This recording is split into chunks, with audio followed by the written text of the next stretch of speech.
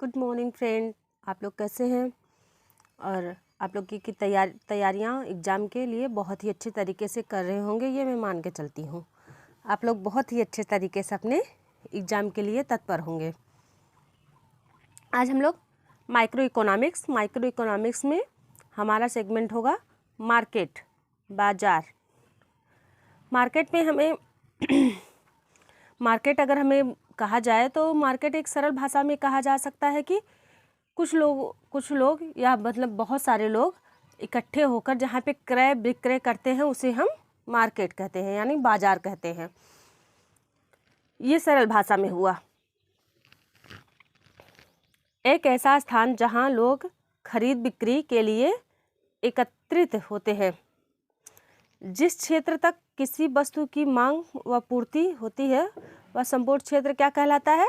बाजार कहलाता है। बाजार को दो भागों में विभाजित किया गया है, दो भागों में मतलब वर्गीकृत किया गया है, एक क्षेत्र के आधार पर, एक समय के आधार पर। क्षेत्र के आधार पर भी चार भागों में विभाजित किया गया है, एक स्थानीय बाजार, प्रादेशिक बाजार, अंतर्राष्ट्रीय बाजार और राष्ट्रीय बाजार।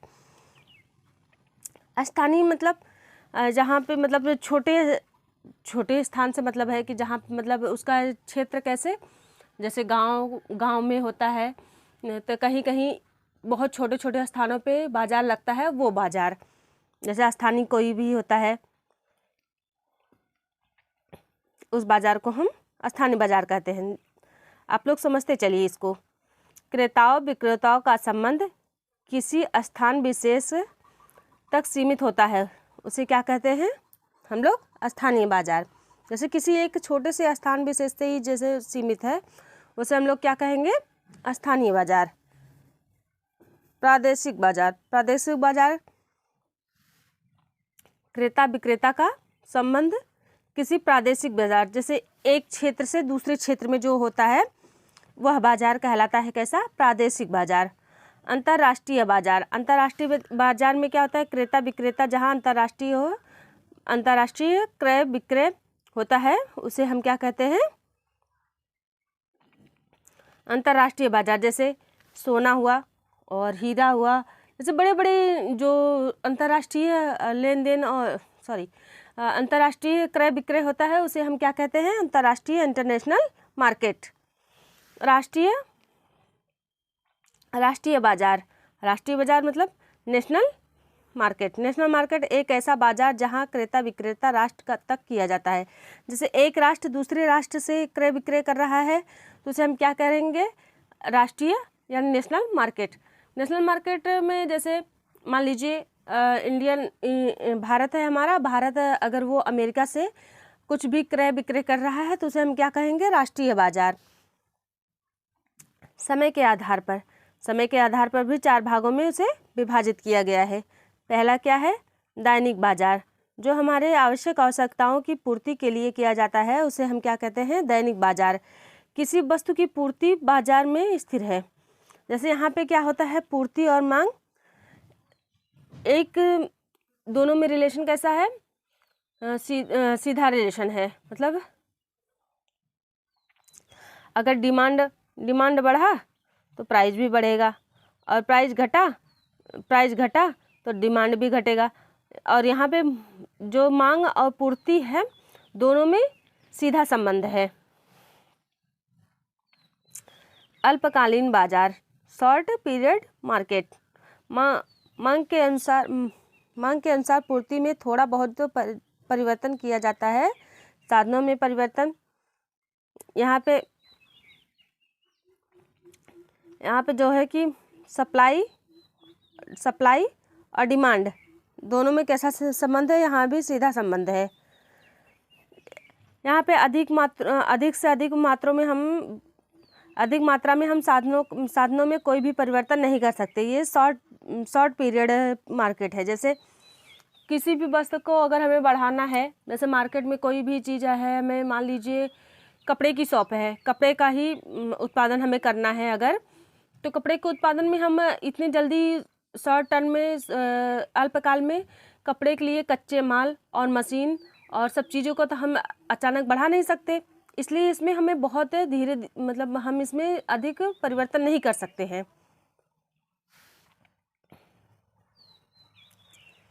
दीर्घकालीन बाजार, लॉन्ग पीरियड मार्केट।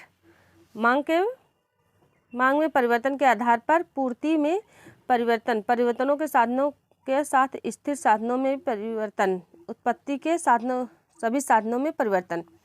जैसे उत्पादन में हमें क्या क्या प्रयोग किया जाता है, तो उसमें हमें लॉन्ग टर्म में क्या होता है कि हम किसी भी चीज़ का, किसी भी साधन को हम परिवर्तित कर सकते हैं। हमें अच्छे से समय मिल जाता है, उसमें हमें हर चीज़ को उसको बढ़ा सकते हैं, घटा सकते हैं, जो भी करना है हम कर सकते हैं। ये उत्पादन के साधनों में। दीर्घकालीन मार्केट, लॉन्ग पीरियड मार्केट में हम उसे बढ़ा घटा सकते हैं। अगर इसमें भी डिमांड बढ़ा तो सप्लाई भी बढ़ेगी, और अगर डिमांड कम हुआ तो सप्लाई भी कम होगी। अति दीर्घकालीन बाजार, सेक्युलर मार्केट, काफ़ी लंबी अवधि उपभोक्ता के मांग, फैशन, इनके आधार पर उत्पादन के साधनों में परिवर्तन किया जाता है। यह कैसा मार्केट है? यहाँ पे उपभोक्ता के मांग और फैशन के आधार पर परिवर्तन होता है। जैसे उपभोक्ता का दूसरा कोई फैशन है, जैसे उनकी मांग होती है उसी के अनुसार हम इस मार्केट में परिवर्तन कर सकते हैं। प्रतियोगिता के आधार पर परफेक्ट मार्केट, पूर्ण प्रतियोगिता, इनपरफेक्ट मार्केट, अपूर्ण प्रतियोगिता। पूर्ण प्रतियोगिता, जहाँ पर अधिक से अधिक क्रेता विक्रेता हो और अधिक से अधिक वो मार्केट की पूर्ण जानकारी हो उनको, वह पूर्ण प्रतियोगिता हुआ। अपूर्ण प्रतियोगिता, जहाँ पे कम क्रेता का विक्रेता हो और उन्हें भी पूर्ण बाजार का ज्ञान हो, पर उनकी संख्या थोड़ा कम हो, पूर्ण प्रतियोगिता की अपेक्षा थोड़ा सा कम हो।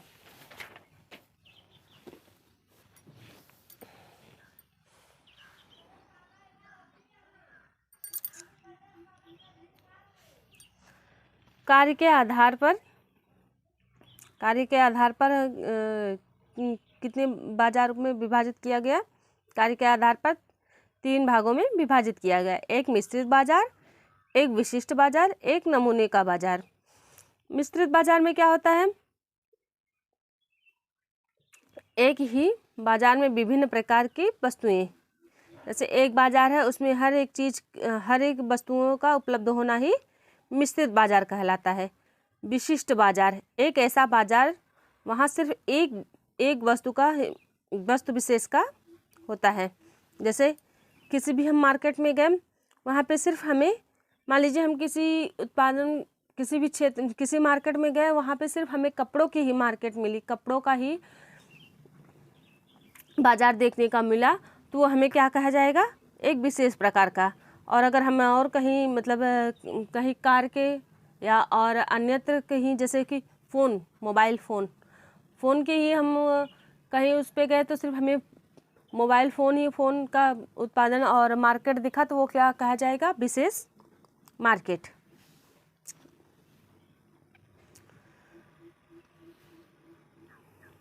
विशिष्ट मार्केट रहेगा वो। और नमूने का बाजार में मतलब सिर्फ एक आपको नमूना दिखा दिया जाएगा कि हाँ ये सैंपल है, इसी की यही है। और आपको, जैसे हम किसी मार्केट में गए तो हमें कोई भी चीज़ लेना है, तो उसे हमें कोई भी रहता है, जैसे उत्पादक क्या करता है, जो हमें एक सैंपल दिखाता है कि ये भाई सैंपल है, आप देख लीजिए, तो वही सैंपल जो दिखाता है वही नमूने का बाजार है। बाजार के विविध रूप, बाजार में कौन कौन से रूप पाए जाते हैं? प्रतियोगिता का तत्व, एकाधिकारी का तत्व।